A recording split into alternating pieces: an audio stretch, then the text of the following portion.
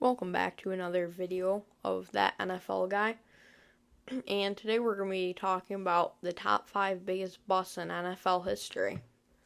And to get the list started, number 5, we have Josh Rosen.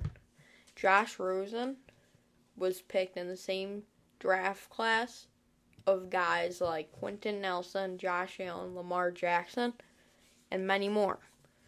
Now, Josh Rosen obviously has his famous, "There's 9 mistakes made ahead of me," which he said on draft day. And that turned out to be not true. And he is now looking for a job on a different team. Number 4, Ryan Leaf. Ryan Leaf was picked a while back with the same draft class as Peyton Manning, being the most notable guy out of there. And Peyton Manning and Ryan Leaf were going to be the 1 and the 2. No one knew where they were going. But it ended up he went to the Chargers, did not have a good attitude, and the rest is really history onto that. Number 3, a very obvious guy, Johnny Manziel.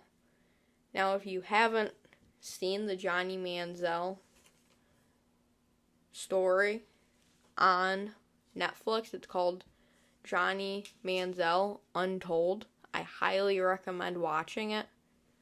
It is very good, and it shows a more detailed process of his career coming out of Texas A&M, and first freshman to ever win a Heisman as a freshman, gets drafted to the Browns, and parties that entire time. He didn't want to be there, gets cut. That was his NFL career. Number 2, JaMarcus Russell. JaMarcus Russell, coming out of LSU, was one of the best prospects that we have seen. He was very tall and a big quarterback. He could throw the ball and he could run with the ball. He was projected to be one of the great quarterbacks of the next for the next 10 to 15 years.